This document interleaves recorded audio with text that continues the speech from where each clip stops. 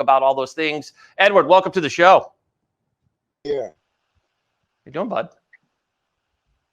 How are you? I'm good. I know people mistake us for the two people. I almost called you Eric. I didn't know what to do. That's okay. We know what happened that day. All good. We're good. So let's talk about this. We've been home going on 9 weeks. It feels like 737 days of being stuck inside. Obviously, you're outside getting some of that good vitamin D that's out there in the world. And, so let's talk. Discipline over distraction, right? It's easy to make excuses and say, I'm going to binge watch another episode of the West Wing, or get my butt up and just do some simple exercises. And people have excuses. I've heard them. I can't go to the gym. My gym's closed. What do you say to people like that?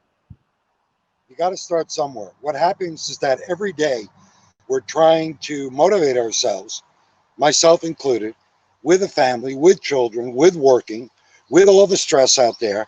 And the best thing to do is make an appointment, like it's a money appointment, in your assigner every day. So 3 o'clock or 11 a.m. or 7 p.m. and start slowly, half hour, build up to an hour. Even if you start out very slowly, something is better than nothing. I love it. That's the best thing to do. Yeah, I like that. I mean, making an appointment, physically booking time like you would do anything else in your business day, giving yourself that time. I think it's key that people just don't do that. They're like, well, I don't have anything to do. I mean, what do you suggest with people with families, right? A lot of us are home. I've got the wife, the kids at home, and it's easy to get caught up with them just doing their own thing, one on TikTok, one on Xbox. What are you advising for families to get in physical fitness? Do it as a family. Because if you're trying to build those blocks with your children, whether it be study habits, whether it be eating habits, the more your child sees you be active and work out, the more that little one is going to make it right.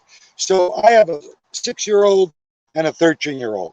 So we're always outside, we're gardening, and every day or every other day, if the weather's bad, for 1 to 2 hours, I'm playing sports and doing exercises with them. So there are days that they don't want to do it. I don't want to do it, but we do it. And their mood and my mood is so much better. It's as if every one of your problems go away, Eric, 10 minutes after you're moving. That's sound advice. It's just true. I've noticed that if we go out, we try to go for a walk as a family. We just did this the other day, and it was fun just going out. And it wasn't just the exercise. It was fun, the four of us just playing around, right? Being goofballs. I have a 13-year-old son and an almost 16-year-old daughter, and it's fun to have and everybody's laughing and playing, and my wife and I are, we're bumping into each other, and it's just, and you see a lot of people out, and I think it is healthy. I think mentally it does something right. It just sets the mood right. I mean, that's something. But what about eating right? I mean, it's so easy for people to order out. And how are you able to continue, keeping people right on that? 6 to 7 nights a week when my boys are with me. I'm a single dad, so it's a little more difficult. But I cook every meal for them, breakfast, lunch, and dinner. And rarely do we ever go out. Even before this crisis, it's pretty much the same lifestyle. What I don't do, though, is I make sure that we eat by food groups. So if I didn't have any fruit during the day, I'm going to eat a little more vegetables at night. If I ate some fruit during the day, it allows me the liberty to eat another starch perhaps and get that 1 or 2 vegetable in. And as long as you follow the food groups and you get some of those healthy food groups in, you're going to be okay. And everyone is so focused on their diet, just focus day to day, just like you're working out. What am I cooking today? What am I doing today? And then it's not overwhelming, Eric. I like that. That's sound advice. Cooking is one of those things that we've all jumped into. I'm a master barbecuer, but not so much the kitchen guru. And it's been something that we've all been working on. I'm cheating and using my show as a platform to learn. So we've had a number of chefs on the show to cheat and use their meal. The last guest of the day is Chef Clemenza, which we're looking forward to. And everyone knows how to eat well. Mm-hmm. What I have found about fitness is that the more we move, the better we eat. And the more we diet, the less we move, because we don't have energy. When you don't have energy and you're following a fad diet, you don't have the motivation, the mental, or the physical strength to go out there and want to work out and move. So the first rule is get moving.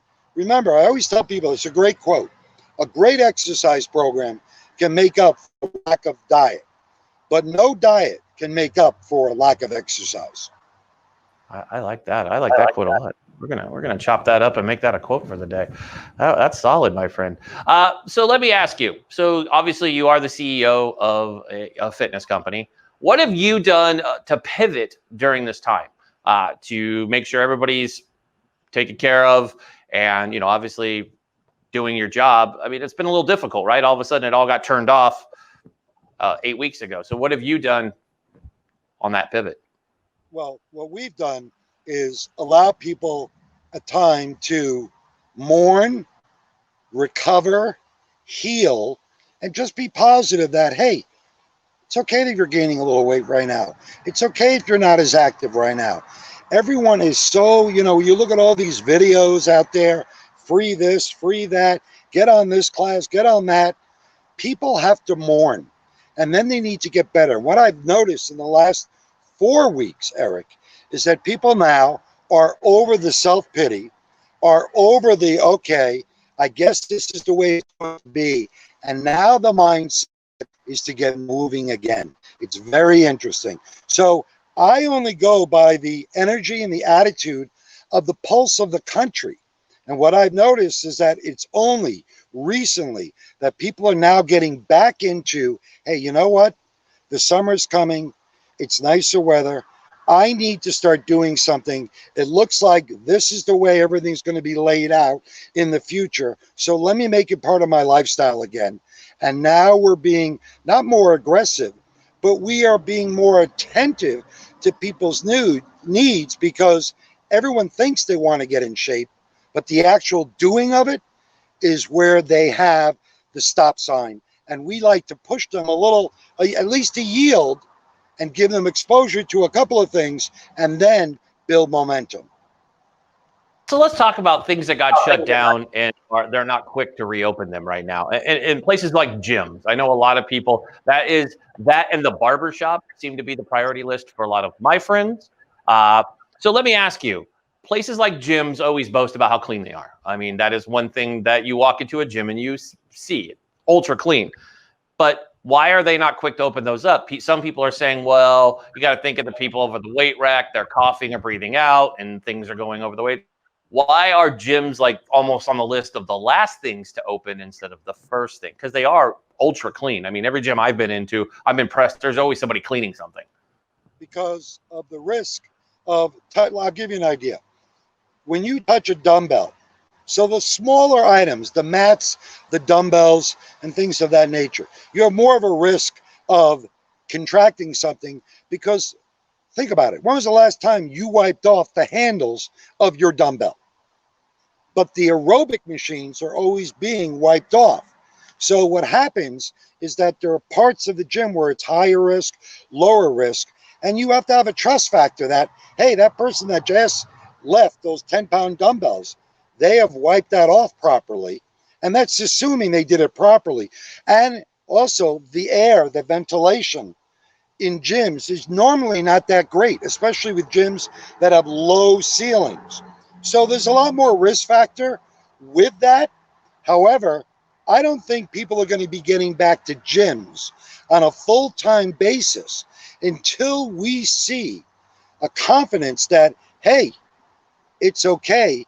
This thing is over, because I don't think people want to be lying down on a mat next to someone. We want to get moving. So home fitness now is hot. Working out outside is very popular. And I think when the gyms can guarantee the public that the risk is extremely low, then I see the gyms becoming more populated. Until then, I think it's only going to be here and there, drips and drabs. That's funny that you bring up working from home. Working from home. Everybody's doing that, but working out from home. If you remember, in November, everybody was crucifying Peloton for their advertisement and encouraging people to work from home. Their stock's up over 45% to date. now because people are going and they're getting the treadmill and the bike and hopping on it. And I think it's because of the teamwork thing. A lot of people, they crave that, right? There's the gym rats who like going to the gym and it's them and they just plug their headphones in and go lift. Those folks can go do that. I love the team environment. What do you think about people working from home? So here's my question for you. I see these other Peloton, I'm not going to label anything multi-level because it's not. But I've seen these other advertisements pushed across my social for people telling me that there's these shakes I could do. They'll help me with the coronavirus and I'll lose weight and I don't even need to work out. What do you say to that? The rule is whatever diet program you follow, you have to maintain it today, tomorrow, next week, next month, next year. So it doesn't matter what you do, but we still have to have all our macronutrients. We still need to have our fats, our proteins, and carbohydrates. And there is no evidence out there whatsoever that any of these diets, long-lasting, especially diets that don't have all these food groups, can be maintained, because when the body says eat and you crave something, you will lose. So it's not about losing weight. It's about figuring out a way of how do I cut my weight 1 to 2 pounds a week or 1 to 2 pounds a month? How do I raise my metabolism? Which, by the way, Eric, can only be done through fitness. The most organic diet in the world only raises your metabolism by 5%. Isn't that fascinating? That is, that's right. The only way you can get your metabolism going is through moving. And we are trying to substitute ways for fitness. And that's why as a country, we are failing. And we don't do that with anything else. We don't do that with our homework, our studies, our everyday work. There's no substitute. You have to embrace the fact that, hey, I got to move. What we teach at Exude is you don't have a lot of time. Let us teach you how to best move to receive all the medical benefits of fitness, as well as the body typing, so that aesthetically, when you put this effort in, Eric, you're going to like the way you look. And it's always going to be part of your life. Today, 5 years, 10 years from now, people are always going to struggle with, how do I make proper fitness and sensible eating part of my lifestyle?